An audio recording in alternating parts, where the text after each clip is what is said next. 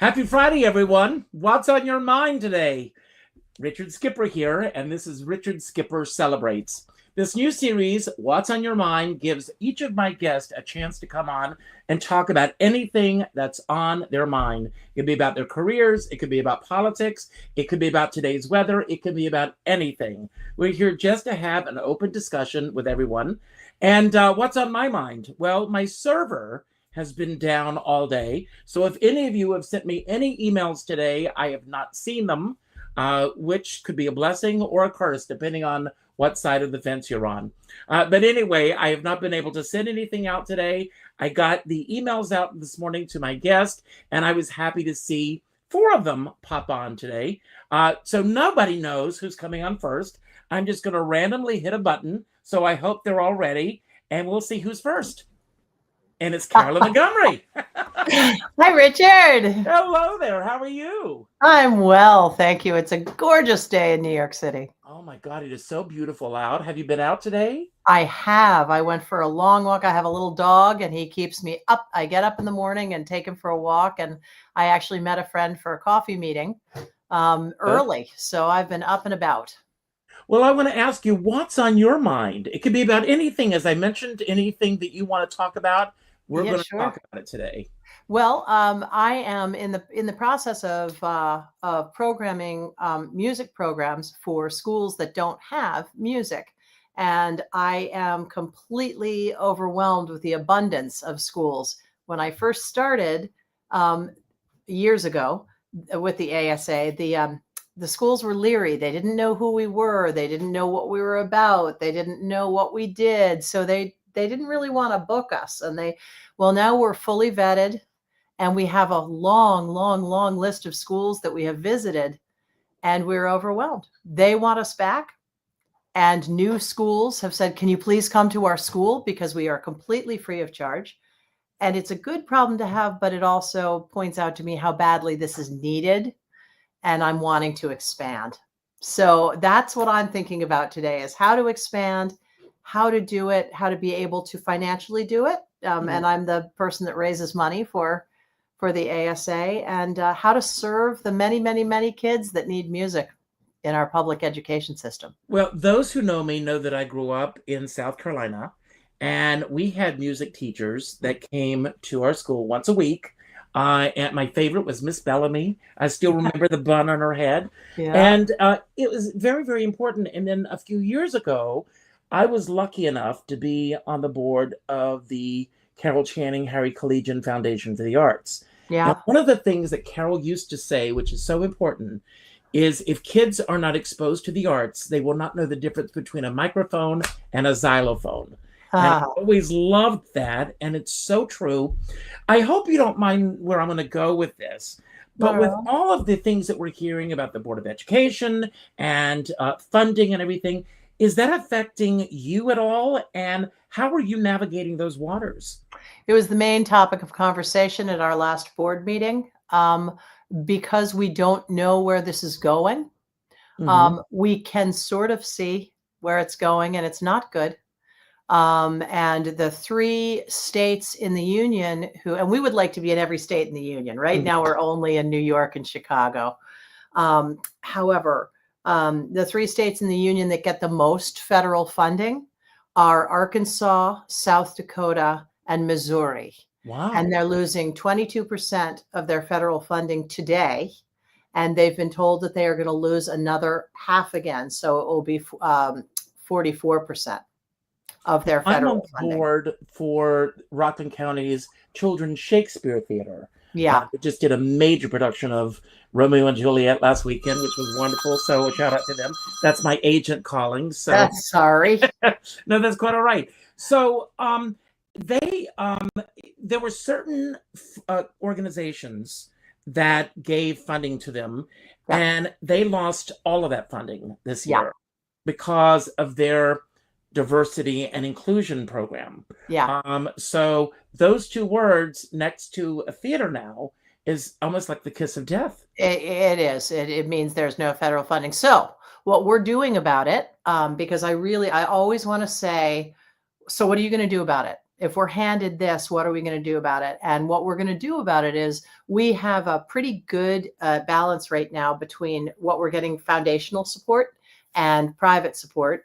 And of course, foundations are private. But what I mean is we can still count on them. We can still count on the people who care deeply. And I'm trying to network as broadly as I can to find the people that are truly concerned about the state of public education and where it's going in this country. And that's all we can do is use that and say, look, this is what's happened. We don't have any federal grants. So the ASA does not have any federally sponsored grants yet. But state, we have a state sponsored grant. So we will see, because we will not lose our DEI or inclusion or diversity, or we're not dropping any of that from our website. God bless you for all of that. Do you have a certain technique or a certain way of getting your foot in the door? I mean, those of us who are in New York, we know how important ASA is. We know the importance of cabaret. We know the importance of live music. And I understand that you want to expand, you want to go to other states. But right now, what is your method for breaking those walls down and being one of your guests today is I won't say, but she is on the board of the ASA and very helpful to me in coming up with what I call the elevator speech. That you can tell somebody in an elevator going up 10 floors, everything about your business and what you're doing, and try to find a wonderful tagline to pull them in. And the one that really works with a lot of people is, do you remember being in your elementary school concert? Mm-hmm. Do you remember being in your middle school play or your high school graduation musical number? Music grows brains. You don't have to be. We don't try to find talented and gifted kids. There are wonderful programs that do that. Rosie's Broadway Kids, so many good places that do that. We want to bring music to every kid, because every kid has a brain, every kid has neural pathways, and every kid processes music differently, but well. So people remember. It's very interesting. I mean, one thing, those of us who came up that way, I mean, community theater in my hometown, doing plays in schools. And when there was no one to do the plays, I did them. Yeah. I got a group of kids together. We did shows after school. We did all those things. When I was in high school, we didn't even have a drama department until I went to the principal and said, I know what I want to do with my life. We need this. It's important. And we got it. But what it also builds, and you can talk about this, is a sense of community. It's not just about being in the spotlight. It's about the collaborative process. It's about all those things that come together. It's exciting. Being on a team is exciting, and the truth is, if you look at people that are in the top 3 of their major corporations, the CEOs, the CFOs, they usually are charismatic, articulate, communicative people. And those people at the very top, if you can get to them, typically were involved in some kind of arts and they were, I was at Harvard Hasty Pudding, or I was at, I remember those days when I was at the Mask and Wig Club at Penn. Those are the people you want to come to and say, so arts are important, right? You may not take it on and do it as a career. It's pretty hard to do as a career, as we know, but you remember it. You remember it as being a core pleasure and growth experience. That's what I try to tap into when I'm going for some foundational support. That's great. Well, you've already alluded to her, so I think it would make perfect sense for us to bring Wendy Sherrill on next. I think this is who you were talking about. I was sitting there going, please hit me next, please. Well, here you are. See, I got those telepathic messages. So, Wendy, yes, the elevator speech. Well, mine and Carolyn, so as Carolyn alluded to, I was until very recently on the ASA board. I decided to step away only because my distance to the organization was too much. And I am And what Carolyn needs now are boots on the ground and people who can really help. But I'm very proud of the current campaign that they're in.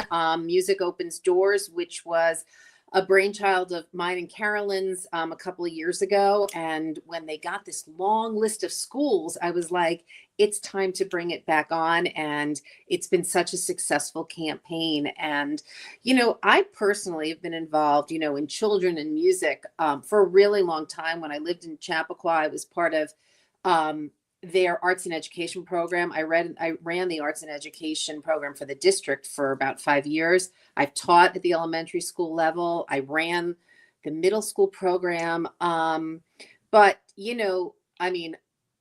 you want to bring the ASA to Arizona? I'm back. You got it. Yeah. Ready. I've got the We connection. do. I do. We'll do it. Well, do it. Wendy, I'm going to put the ball in your court. Yes. You can help to bring that to that Oh, area. yeah. I mean, why? I mean, the three of us, are all cabaret artists. We've come up through the ranks of cabaret. We are exposed. I'm going to see Goldie DeVere tonight. I see as much cabaret as I possibly can. I love the intimacy of the space. But how do you explain to someone in Arizona, with all due respect, who has never been exposed to cabaret, what they are in for? It's kind of hard to explain. And I have done some shows here. And what I have found, the first time I performed here, I performed at a private event for about 180 people. And private meaning, people paid to be there, but you could only be a part of it if you were a member of something. And I was like, these people have no idea what they're in for. But what I can tell you is I hit that stage, I started to sing, and you could feel the audience lean in. They're like, I'm all in. And we have one big music venue. We have a couple of very large music venues that bring Broadway artists, cabaret artists here. One is Arizona Music Fest, which is big. And then we have the Musical Instrument Museum, which is incredible. And they have a new artistic director in the last 3 years. And he's a jazz artist, but he's focused a lot on cabaret. So he's brought Marilyn May here. She's been here twice. Melissa Errico, Lucy Arnez, I think, is coming very soon. So there is, listen, we have a lot of former New Yorkers here. So there is a thirst for it. It's a matter of how many venues we have we don't have any intimate venues. The MIM is the smallest at 300 seats. But people, when they see it, and I actually had a couple of friends come to New York to see my final performance of my Marvin Hamlish show this year. And they were like, well, we loved seeing you in Arizona, but boy, seeing it in New York is something different. Mm-hmm. So, it's hard to explain. You just have to say it's an intimate, it's me on stage, whether it's a theme or if it's just the music I love, telling story. You will leave after an hour knowing me better than you did when you walked into that room. I hope, right? If you don't, then I didn't do my job. And I think you'll find that this music a lot better than you think you do. Yep. People who are not necessarily lovers. The Marvin Hamlish show, I would say I'm doing a show, Marvin Hamlish, and I would get, and Carolyn knows this, we get this with the gala. You can say we're honoring Stephen Schwartz, and then they go, and then you say Wicked, Godspell, and and they're like, okay. Yeah. And, so Marvin Hamlish, I go, you list, and they're like, oh, I love him. And, and you sit in through, sing through the songs, and, and you feel that lift. They go, oh, I didn't know he wrote this, or I didn't know it was that. And so I think it's almost tying it back to the ASA. It's connection that people aren't even aware they have. When I taught a class for the ASA, which, by the way, Richard, if you've never seen Carolyn teach, you really have to go see it, because I would love that, Carolyn. it's Cool, it is really magic to witness how she captures these kids within the first 45 to 60 seconds of this program. Aw, Thanks, Wendy. Yeah. And when I went to teach, I didn't know, like, what are they, how are they going to react to this music that they don't know? but they do, because they all sudden the light bulb goes off and they go, oh, the woman down the hall plays that, or oh, my grandmother listens to that. And all of a sudden there's a connection to their modern day world, so like when I went and performed, I intentionally chose an Alan Menken song so we could then tie it back to the Disney movies, and they could see all of that, that it's not another world. It is, to quote Alan Menken, part of your world. Yeah. I didn't mean to do that, but how convenient that was. So, listen, it was one of my loves for Marvin Hamlish. I never actually got to talk about this in the show, but his passion for education. I mean, he wrote an article in the 1990s about his third grade music teacher. Wow. He studied at Juilliard when he was 7, but he talks about, there's a quote, and I don't remember it exactly, but he talks about that there's proof from him. There's a quote, I used it actually advertising the show, that arts education has shown to improve SAT scores, and so, you choose things because they speak to you, right? The universe speaks to you, and things all tie together. And that's why I'm a little all over the place, but my world and, stepping back from the ASA did not mean I no longer believe in the ASA or it's no longer my passion. Carolyn would say, I need you for something. I'm there. I'm going to help because again, I said, what she does and what this program does is magic. And my understanding, I haven't seen any of the new teachers, but I understand that the new teachers this year also have the same magic, and because they've learned from the best and they have a passion for what the ASA is doing, and as do I. And but you talk about cabaret here, it's small, but I'm actually beginning a new musical venture outside of the cabaret world here. I've started working with a guitarist, and and we're focusing on the music. We have a lot of musicians around here, big music community, mostly men, a lot of men. And so there's not a lot of women doing what I'm proposing to do. And we're going to start out initially focusing on the music of the women of the 60s and 70s. So when I've done that kind of music in my shows or in classes, people are always like, oh, I love you in that, in that genre. And, this little Broadway baby was not brought up listening to that. And so like this musician I'm working with, he'll say, look at this song. And it's a song probably everybody I know knows, but me, I know like 2 lines because that wasn't the focus of my world. But talk about a music education. As Carolyn said to me when I told her I was doing this, she goes, well, those are now standards as well. Yes. And so, Right. Right. I'm learning a whole new portion of the Great American Songbook that hasn't been in my repertoire with the exception of like 4 or 5 songs. So what a joy this is to walk into a new world and find a way to keep doing what I'm doing here. While also, I don't know when I'll come back to New York and do a show, but I thought I wasn't going to. I'm stepping away, but little things, things are brewing. Things are brewing now with this new project. All of a sudden I go, well, maybe we should. And, we'll see. Well, I remember hearing Billie Holiday once in an interview, and the interviewer asked her what she thought about other people doing her songs. She said, once the song goes from here to there, it belongs to the world. And I never forgot that. And she said, and I love to see what other people bring to the table. I went to see Gypsy this week, and to see that show through a completely different mindset. There were things that George C. Wolfe did that were so subtle, but I went, wow. So, music, theater, all of this is to be interpreted through many, many people. Now, I want to bring on our next person, and Wendy, you're going to help me do this. So pull a number 1 through 3, and we'll see who it's going to be. 3. Okay, well, give me a second, because I'm going to do something very special here. Maybe there wasn't a 3. No, there is a 3. There is a 3. And I want to go here.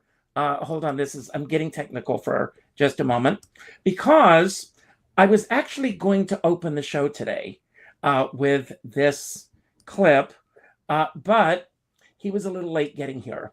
So I'm going to try to pull this up, talk amongst yourselves.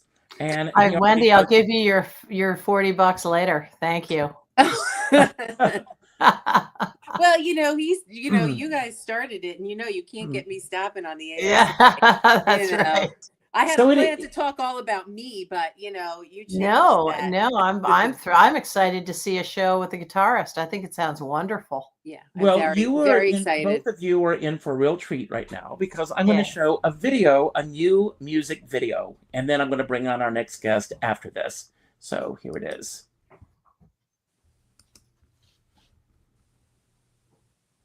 It's going to take a moment. So so we'll just sit looking pretty. There it is. There you go. Nope.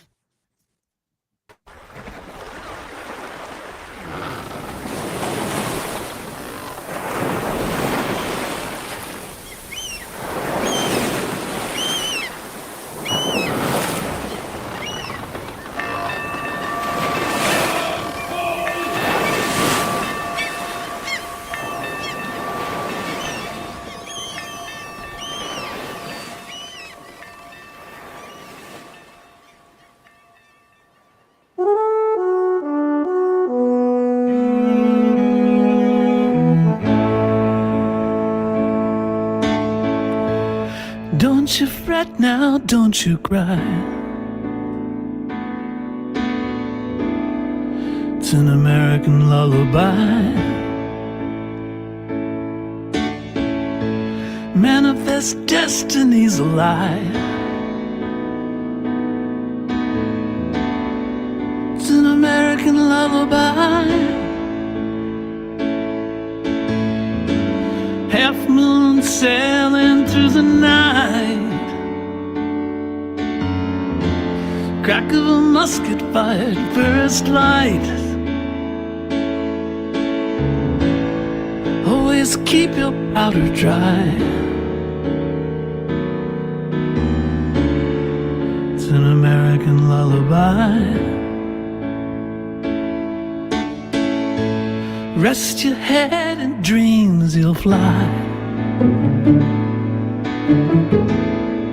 It's an American lullaby. Blaze a trail across the sky. It's an American lullaby. Drinking gourd will point the way. Stealth by night and sleep by day. Beg like Joe, you can rely. It's an American lullaby. Unclench your fist and dry your eye. It's an American lullaby. Judgment served from up on high. It's an American lullaby. One fine night in paradise. God of thunder rolls the dice. 1,000 rounds light up the sky. It's an American lullaby.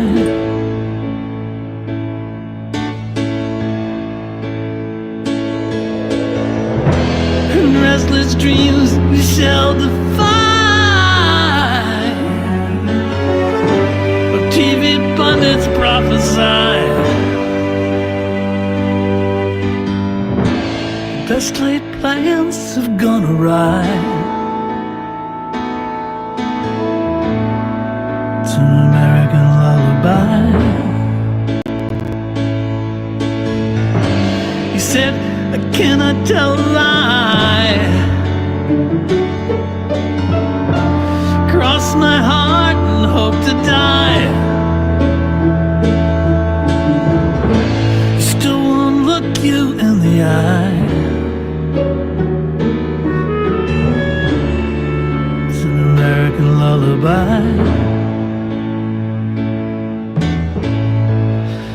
Close your eyes now, sleep is nigh. It's an American lullaby. Cross the shallows, do or die. It's an American lullaby.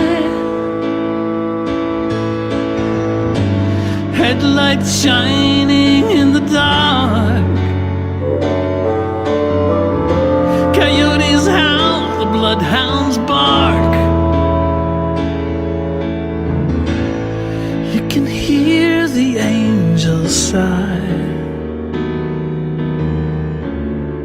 It's an American lullaby. Human kindness in short supply. It's an American lullaby.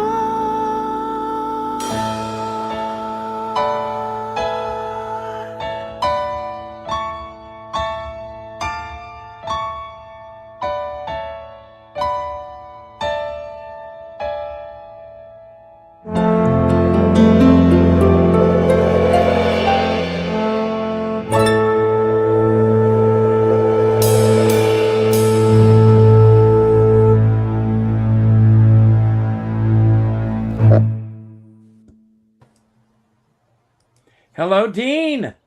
Hello, Richard and Wendy and Carolyn. Apologies for my tardiness. I was rescuing my dog from being taken away by a hawk circling the air. But, otherwise, everything's good. Well, your tune made me cry. No, I am telling you, this is proof that the American Songbook is alive and well. I want to give a shout out to Ann Layton, your incredible publicist. When she reached out to me about you coming on the show and she sent me this, there was no other thought about it. I was just like, yes, yes, yes. So how did this song come about? Number one, how long did it take you to write this song? And what was that light bulb that you said, I have to write this song? Well, the whole album, of which it's the title track, came about during the lockdown. Like so many other musicians and artists of every ilk, with an unusual amount of time on my hand, gave me a chance to reflect and really on all the crazy things that have been happening in our country and around the world these past bunch of years.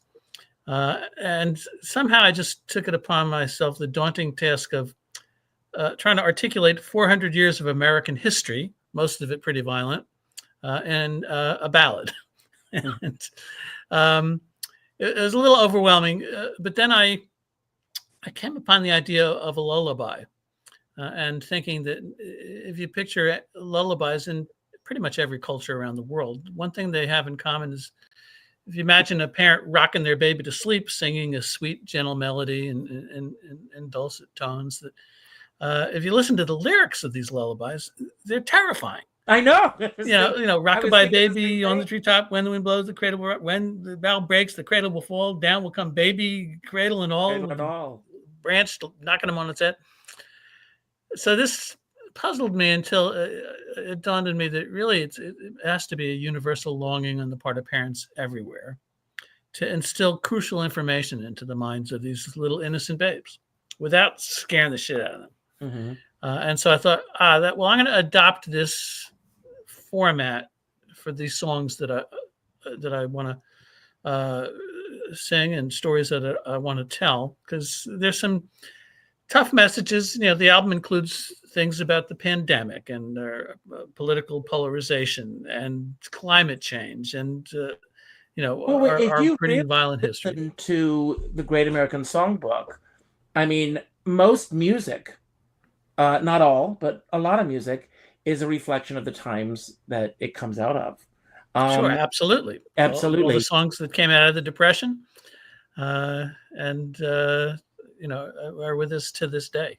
Now, Dean, is New York your home base? Where are you located? I live up in Peekskill, New York, north and Westchester, about an hour north of New York City. I grew up in Paramus, New Jersey, then moved to the Bronx, and then went up on 72nd Street in Manhattan, where I lived for a few years, met my wife, and then we gathered up our belongings and our two dogs, and we moved up here and have been here ever since. And your next appearance, you're going to be at the Triad on the 22nd, if I'm not mistaken. That's right, Triad Theater, which is also on 72nd Street in Manhattan. Yep. There are a few tickets still left, and you can find them on my website, deanfriedman.com. And looking forward to it, because it's been a while since I've played in New York City, and it's always one of my favorite gigs. Well, thank you. I want to bring on our next guest. I'm going to let you help us do that. So pull a number 1 through 2, and we'll find out who's next. I'll go with 2.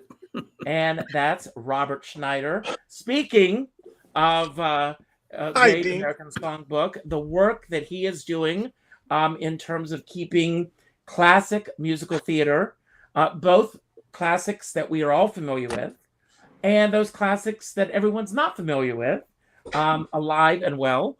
And Robert just produced a show at 54 Below that I was honored to be a part of. So thank you for that, and welcome to the show. Thanks, Richard. We were honored to have you. We did a tribute to the optimism of Jerry Herman. We decided to only do Jerry's songs that were positive and life reinforcing. And Richard did a beautiful job. Richard, what did you sing? World Take Me Back, which was the song that was written for Ethel Merman, but was cut from the show. And was amazing. He was absolutely amazing. Brought the house down. Tell all the agents that are watching. Yeah. So, Robert, I want to ask you. I mean, we've talked, Carolyn, Wendy, and and Dean, coming in a little later with this. But how important was arts and education for yourself growing up? And was there a particular teacher that made a huge and profound difference in your life? Oh my gosh. Yeah, I was so lucky. My parents were very supportive of the arts. And I saw my first Broadway show when I was 3 years old. And it was La Cage aux Folles, followed by Me and My Girl. That was the weekend of Broadway. So I've Stop. You were 3 years old when La Cage aux Folles opened on Broadway? The show is now over, everyone. I'm sorry. No. I was going to say, Robert beat me. I thought 6 years old was young to see your first Broadway show. No. They snuck me in, and I could tell that the people around me were not happy that a kid was there, but I loved every second of it. I was probably the most polite audience member at the time. And so ever since then, like, theater's always been a huge part of my life. And so to me, it's as natural as breathing. And I had a high school drama teacher. Who took me under their wing and gave me so many opportunities. Like when I was 16, I was like, I'm interested in directing. And they said, well, why don't you direct something here? To trust a 16-year-old who had never done anything before with directing a show. Plus there was a community theater in town, and they all wanted to teach me about all the musicals I didn't know and all the performers I didn't know. So I got an amazing education. And now I still teach myself. I teach at 3 different universities, because I think it's important to give the gift of the arts, to give it back. I want to go back to, the fact that your parents did take you to the theater when you were 3 years old. When I came, as I mentioned earlier, I saw Gypsy. But when I came around the corner, there were all these kids on a field trip outside the stage door, screaming and yelling and having a wonderful time. They had just seen Hell's Kitchen. So they were having the time of their life. Did your parents sit down with you and talk to you about the protocol of going to the theater and what that experience was like for you? Because I think that starting that early is a very important thing for all kids. And I also think it's important for kids to understand, to me, there's a sacred, it's hallowed ground going to the. Oh, yes. Yeah. Oh, no. I dressed in a suit and tie. And honestly, even today, if I go to the theater and I'm not wearing like a sport coat or a blazer, I feel like I'm not respecting the people that are on that stage. I really do. I feel so embarrassed and so humiliated. Yeah, they did. But like I said, I loved it. So, I never talked during a show or looked at any like other sort of device. Well, when they weren't around then, but because I was so engrossed in it, I was just so engrossed in what was happening. So I got the lecture once, but I was like, yep, these are rules that I can follow. I don't know if there's theater protocol being taught anymore. And I don't know what that protocol is. I mean, I'm sure, it's don't look at your phones and don't make noise, but everybody seems to do. I don't know. I mean, if you're a kid and you're seeing a show and you're seeing an adult around you that's not dressed well and that's using their phone, I think it sort of gives you permission to do it. So I think we should be setting a better example, because I think they're going to go, well, why am I not doing it? That man older than me is doing it. I have a trivia question for all of you. Do you know the first show where everything became very lax as far as the way that people were dressed going to the theater? I have an idea, but I could be wrong. What do you think it is? I was going to say hair. Okay, it wasn't that. Okay. Wendy, Carolyn, Dean, you want to weigh in? It was Cats. Les Mis. It was Les Les Mis. Les Mis, Mis, really? the first show that they really pushed the tourist trade and trying to get people off the theater line to go to the theater and see shows. It's okay that you're dressed the way you are. It's okay that you're wearing shorts. It's okay that you're wearing sandals. There was a whole study that was done a few years ago about this. Wow. Yeah. Wow. It changed the way that people are when they go to the theater. But I'm the same way. I do dress to go to the theater, and I don't. My cell phone is turned off before I even walk into the theater. Yes. I never look at my cell phone during intermission, because it's just such an important time for me just to be in that space. And I don't go to the theater as often as I would like. I see more cabaret shows than Broadway shows. But it's just that whole experience. And it's also the experience of sitting with other people and sharing in that experience. There's nothing like live entertainment across the board. Yeah. Yeah, I would really rather have the person in the jeans and the shorts buying that ticket and coming and supporting theater. But I would and I hear you, because I dress for the theater as well. I think it's a respect to the people that have put in the work. But I would really rather not have that person who won't turn off their cell phone. I agree. I would not have. Agreed. Yeah, I totally agree with you. Robert, before I bring on Nancy, the most patient person in show business, I want to ask you to talk a little bit about your theater company. You're about to go into your 5th season. Yeah. And this week, everyone, 5 years ago on Wednesday night, I was at the Laurie Beachman watching Jennifer Pace, and I came out and all the theaters in the area were all dark. And I went, what's going on here? And that was the night that everything shut down 5 years ago. And I was watching, talking with the new head of the Broadway League about how theater is coming back. And he said, we're not there yet, but it's slowly but surely happening. And then, as I mentioned with Carolyn early on, in terms of the work that she's doing, we're living in a precarious time where people don't know if they're going to have the funds to go to the theater a week or a month from now. So what are you doing in terms of getting the audiences in for your show? And then I want to bring on Nancy. Oh, so I mean, we've slashed our prices greatly because it's important for us to get these people back into the theater. So we've tried to make it more affordable for them. That was a big thing for us. Yes, we will take a loss, but overall, hopefully there'll be a bigger gain out of it, which is we'll have more people in the seats to watch these wonderful shows. That's what we're doing. We're also trying to create more flexible times. We're trying to create more flexible ticket policies. We understand that it's scary. It's scary because I think if you remember when the pandemic first hit, a lot of these ticketing agencies didn't know how to refund people, didn't know how to, reimburse people. And I think people are still wary of that. So we're trying to do everything possible to make it as easy for you. If your schedule changes, we will be right there alongside you, helping you out to the best of our ability. That's great. Well, I'm going to bring on Nancy now, who's been waiting patiently. So Nancy, you can weigh in on anything that we talked about today, Yeah. Well, this week you just brought up the fact that this week is really our 5th year anniversary of the world stopping because of the pandemic. And I know we all have our stories about what happened, but it's basically right now. And that's on our minds. I'm glad you brought that up. I won't tell my story, but it really affects all my thinking this week. It's been about these 5 years where we've come.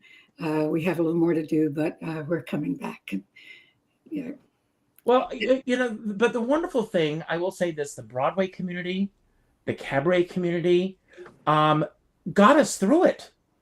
I mean, thank God for the mediums like this. This is how I started doing this. What got you through these 5 years, Nancy, besides, the platforms like this? Popcorn. I don't know. I really admire so many of my colleagues who pulled it together and didn't let anything change their trajectory. And, but I really can't say I was as disciplined as I wish I had been. But I did, there are 2 things that I want to not forget to talk to you about, Richard.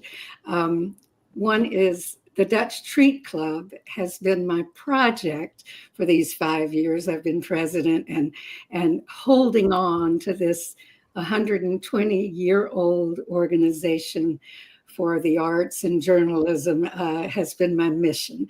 And making people happy in that environment has been what I've done. And I continue to do that to March 25th. And Richard's going to be our host. Do you mind if I show them the artwork?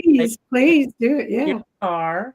Yeah. Oh, nice. Yes. So I'm very, I mean, first of all, when Reyesa called me and asked me if I would do this, I'm thinking, this is an afternoon event. This is a special evening event. Mm-hmm. And I have to tell you, I reached out. I mean, there were so many people that got back to me who said they would love to be a part of this. I'll put them on the spot. Reach out to them in the future. Sandy Duncan, Judy Kay, Michael Urey, Richard Kind. Just scheduling did not allow it. But Julie Hostin and Melissa Errico, all I can think of is the song "Two Ladies" from Cabaret. That I am the only guy here between these 2 incredible ladies. Right. I'm so excited. Yes. So we are too. And we're letting our membership reserve first because this is such a special event. Thank you for doing this, Richard. And there's another thing I want to squeeze in here because you have been a part of this. Steve's play, Love Quest, you saw in Iverton, Connecticut, pre-pandemic, and starring Linda Pearl. And we're taking it to Winter Haven, Florida in October, starring Linda Pearl and Patrick Duffy. And it's all because I met Linda Pearl waiting for a rehearsal of one of your brunch shows. And I knew from that moment that she was perfect for this role in this. Do her and Duffy know each other? Does Linda Pearl and Patrick Duffy know each other? I'm being facetious. I thought, oh God, where are we going with that? This is incredible. Yeah, isn't it? Yeah, it's going to. So when is it going to be? We play the month of October in Winter Haven, Florida. That's great. So you're going to be down there. I'll be there most of September and October. Wow. It's a great piece. I want to get details when you get them so I can put it on the YouTube channel. And, what are the biggest obstacles that Steve has in terms of getting a show mounted in today's world? Because it's not that easy. Mm-hmm. And so many theaters really shut down because of the pandemic, and it's taken a while for all the regionals to come back, and you have to book a year in advance now, which is great. He had some booking agents out of Tampa, Florida, when we had a couple of blaggards, the Frank McCourt, Malachi McCourt comedy that we produced. And these bookers, again, decided to take on Love Quest, and they're helping us place it. It's a great, great, great piece. Maybe Danny and I will take a trip to Winter Haven. That would be great. You know, Steve always says how much it meant to him. I know you were there for Linda, but for you to bring that group up to Iverton With Peggy Eason. With Peggy Eason, we won't forget that. No. Appreciate it. And she loved it. I mean, going to the theater with Peggy Eason, and for those of you who did not know Peggy, she was born blind, but she was not handicapped. She hated it if anyone ever referred to her as being handicapped. But going to the theater with her was one of the greatest experiences in the world, because she picked up on things that the rest of us would not pick up on. And the discussions that we would have in the car ride going home that night, for example, with what she picked up that we didn't think about, hearing the nuance of a line, the way it was read or anything. And it's just very, very interesting to see things literally through her eyes. Yes. It's amazing. Well, I want to, one of my favorite books is The Artist Way. And every morning I do my morning pages, I do my artist dates each week and everything. So I put together some random questions. We're going to do a little round robin type of thing. And these questions are based on things that I read this week. So I'm going to start with you, Wendy. And the question is, it's a statement, first of all, you are a creator. What does your creativity give back to you? Oh my, that's an enormous question. God, I think it really depends on the moment, right? Because I think my creativity is what gets me through the tough times. Mm-hmm. It gets me through certain moments. I go, I always like to think about, why is a certain song in my head at the moment? Why is it circling around me? And it's never by accident. It's never simply just because I heard it. It's because it's speaking to something that's going on in my life, or something that I need to address. Like, a song I've been singing for decades, right? Which was in the Marvin Hamill show, which was Disneyland. And I sang it when I was young, and, for just because somebody recommended it. But, the first time it came back to me, my son was 7 years old, had gone through a major surgery. We were sitting in this step down unit because there was some post-surgical complications. And I'm looking at him through a window, like with all this stuff going in and out of him, thinking like, how did I end up here? And then the song Disneyland, we all need some Disneyland. Like, you need the positive, sort of just started circling around my head, and it circles around me, that song in particular, around different moments. But I really think the creativity serves to get me through the good times and the bad times. It's not just a reflection to bad moments. It's a response, like all of a sudden, like I'm singing, the story goes on because I'm going to be a grandmother. And it's, why is that? So I didn't go searching for it, but all of a sudden it's around me because I'm going to become a grandmother. And, so I think that's really it. It's just to get through the moments, or in response to the moments in my life. Wow, that's great. And Disneyland is one of my favorite songs. I think it's one of the most underrated songs out there. So Carolyn, this is an interesting question. What do you feel, without naming names or giving any indication to the situation, what do you feel, because a lot of people go through difficult times in this business, what do you feel is the biggest injustice that you personally felt in this business, and without naming names or anything, and what got you through it?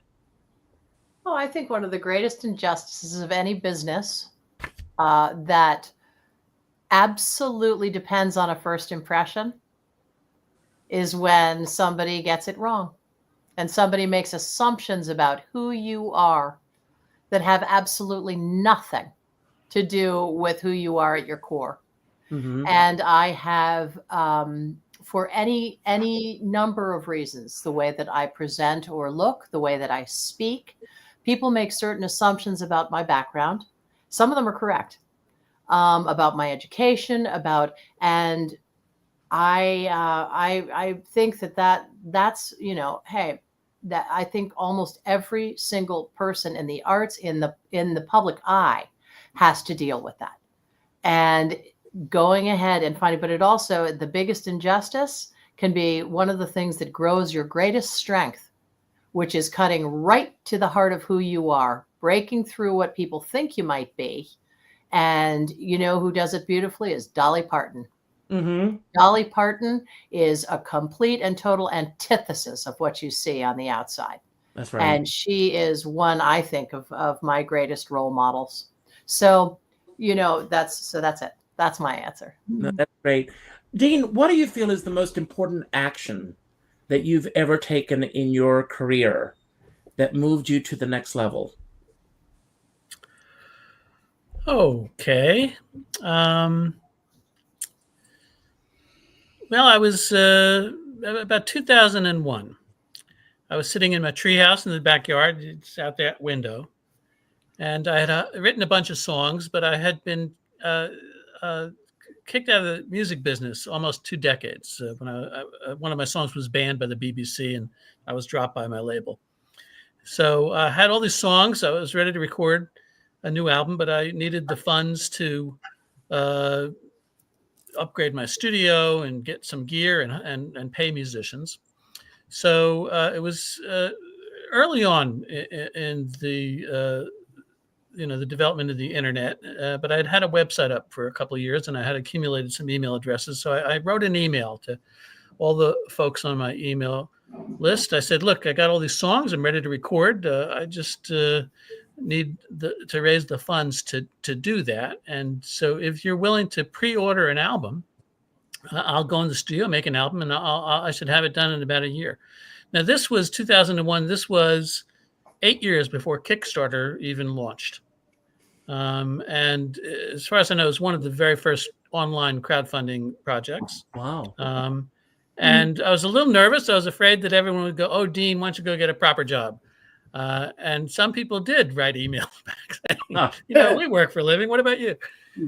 But enough people supported the idea that I was able to raise the money to, like I say, upgrade the studio, pay musicians, manufacture CDs. And that was an album of mine called The Treehouse Journals, because that's where the idea was originally spawned. And I've been crowdfunding my projects ever since. So it was the idea. It seemed like a crazy idea, and I had a lot of reservations about it, but I just followed through on it. And I'm grateful that I did, and I'm grateful for the support that I got and continue to get from my audience. That's wonderful. I couldn't do it otherwise. Well, thanks for sharing that. That's great. Robert, what fed your soul this week when it comes to something you read, something you saw, a performance? What fed your soul this week? Oh my gosh, what a marvelous question. You know what? I hate to piggyback off of Wendy but I'm going to, if that's okay, Wendy. I'm actually starting rehearsals on Saturday for Smile, believe it or not, where Disneyland comes from. And I saw the original. Did you really? I did. Oh my gosh. Amazing. We're doing it at my theater company. We open April 10th. And I had a meeting today with the choreographer, and we had about a 4-hour meeting discussing the show and discussing how everything should look. And I don't know, that just blows the dust off my soul. Just digging deep into a score and digging deep into a script and seeing, discovering the genius, and then having somebody to talk about it with, because so much of what we do can be solitary. The prep work can be solitary. Yeah. So to have that collaboration and to hear someone else's ideas, it's just, to me, that nourished my soul. Today's meeting nourished my soul. Yeah. That's great. Similar question, Nancy. What amazed you this week, either through a performance, something that you read, something you saw, or what gave you a real aha moment this week? I could talk about Kurt Peterson, Oh. who entertained at Dutch Treat this week with Ted Chapin. And I had asked Ted to come back and talk about his Follies book, when he was an intern for Harold Prince on the Follies Broadway production. And he wrote a book called Everything Was Possible. So the two of them today really stimulated my thinking and remembering the fella who got me a third row center ticket to see Follies when I was living in Chicago and came in to see it. So it brought all that back, and remembering how much I loved that, and to hear from Kurt, who was the original cast, and Ted, who is so brilliant. So that fed me this week, fed me plenty. That's great. And Kurt was part of the Optimism of Jerry Herman evening that Robert produced, doing numbers from Oh yes, Your World, and great story. You've got to ask him sometime about the note he got from Angela Lansbury. So it's great. I want to thank you all for being here. And speaking of aha moments and nourishing the soul, you all do that for me all the time. And I really appreciate your being here. I'm going to give you each a chance to have your own final word today. It could be about anything we spoke about that you want to build upon, or anything new that you want to bring up. But there's a little caveat that I'd like to tie in with that, because I really encourage people to read a good book. And if you don't have the time to read, audiobooks are very, very, very important. But I'm reading this great book now by Alex Toussaint, and it's called Activate Your Greatness. And it really is a great book. And I'm going to give my final word. I'm going to turn it over to someone here. And then when you finish, you'll turn it over to the next person, and then the next person after that, and the next person. And when you give your final word, I would like you to share with us something that you read this week that inspired you. So think about that as we go around. But I always end my shows with the same message, and that is to go out and do something nice for somebody else without expecting anything in return. Go to your inbox with your email, and the third email that you get after this show, rather than responding with an email, respond with a phone call.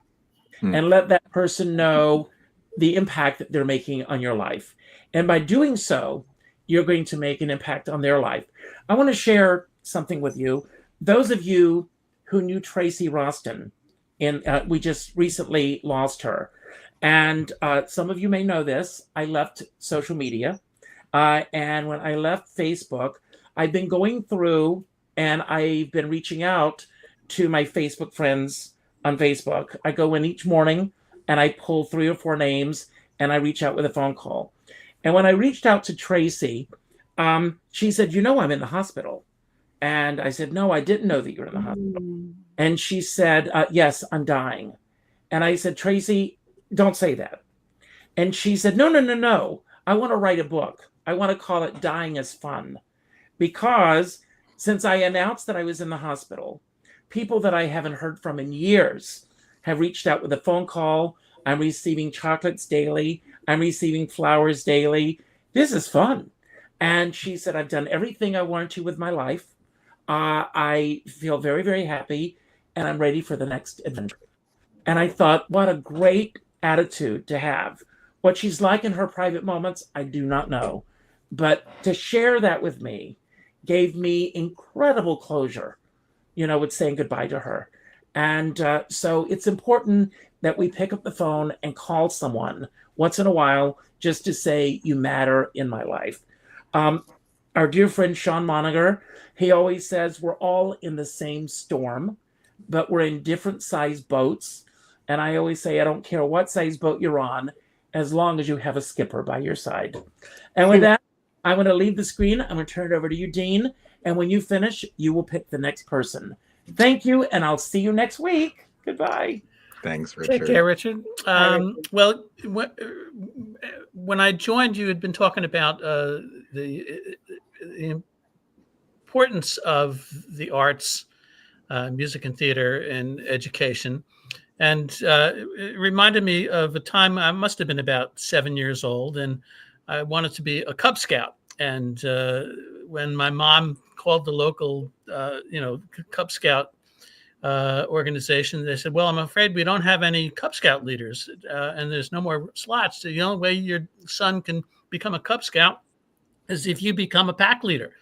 And my mom, who was a singer and she performed on Broadway and in film, she decided, okay, she'll be my Cub Scout leader.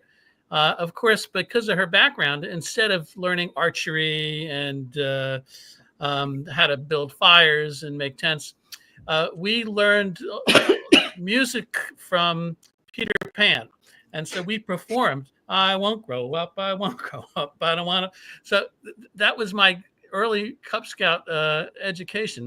But it also reminded me of what a dearth there can be in formal education in terms of the arts and theater and music, and how it made such an impression on me, even though I grew up in a house filled with music, to be able to participate in that.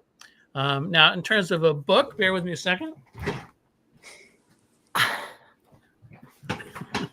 I just finished this by Thomas Pynchon, or Pynchon, however you pronounce it. It's called Inherent Vice. It's a curious version because it's filled with his convoluted writing that's really colorful, and you have to kind of keep track of where he's going. But it's also funny as hell. So I can't describe it exactly. It's sort of it's a film noir. It's he's channeling Raymond Chandler, but it's a great read. And I enjoyed it as a whole lot. So I recommend it. And Robert, I will hand this off to you. Everyone enjoy yourselves. Have a great week. Oh, thanks. Oh, bye. The book that I love and I return to it so much is a wonderful book called The Alchemy of Theater, The Divine Science, Essays on Theater and the Art of Collaboration. It came out in 2006.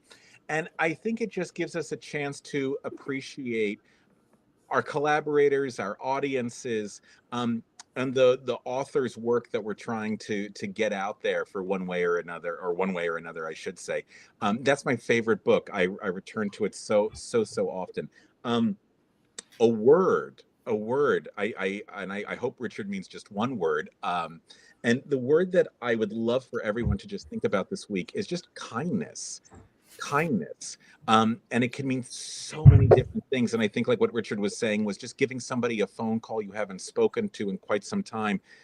That is also kindness. I'm a little nervous because I just counted on my email and the third person down is a credit card company asking where my payment is. So I don't know if I want to call them, but I'm going to try, darn it. It has been so wonderful getting to share this space with all of you today. My soul is even more nourished than it was before I even got onto this. So it was a pleasure meeting all of you. I'm going to turn it over to Nancy. Nancy, it's all you. Thank you, Robert. As far as a book goes, I can highly recommend this. Let's see if I can. This is Ali Velshi. You may know him from Love Ali Velshi. His book, Small Acts of Courage. This is so brilliant.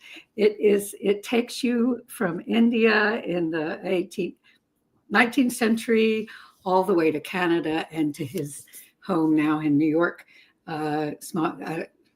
Fantastic book, fantastic. And I just wanted to, the quote that I read this week was Sam Shepard saying, "What is the purpose of the arts? To inspire." Wendy, take it away. Thank you. Well, Carolyn, here we are again. Aren't we just? Yeah.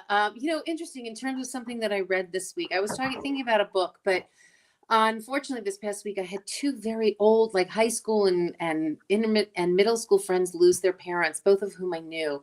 And they both wrote the most inspiring posts about their relationship with their mothers, that one was mother, one was father.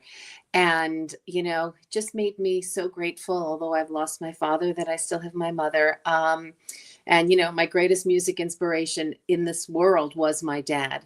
So, just appreciate those who are in your life, and those, really just appreciate those you love, because, before we know it, time goes fast and they're not here. So, yeah, that's it. So Carolyn, on to you. All right. Bye, Wendy. Richard, thank you. And everybody, what a lovely thing to be with such esteemed guests. I will say I read pretty voraciously, but something that I keep with me at all times in my bag is a book by historian Timothy Snyder, called On Tyranny. And I recommend that everybody read it. It's very, very important. But one of the things that I know for certain is that no matter what you do, whether you're in the arts or business or education, whatever you do, you cannot bring any project to fruit or do even well on your own without keeping the greater good in mind. It is really, really important. And Tim Snyder says, go forth alone with the world around you in mind. And I, more than ever, really believe in that. So thank you.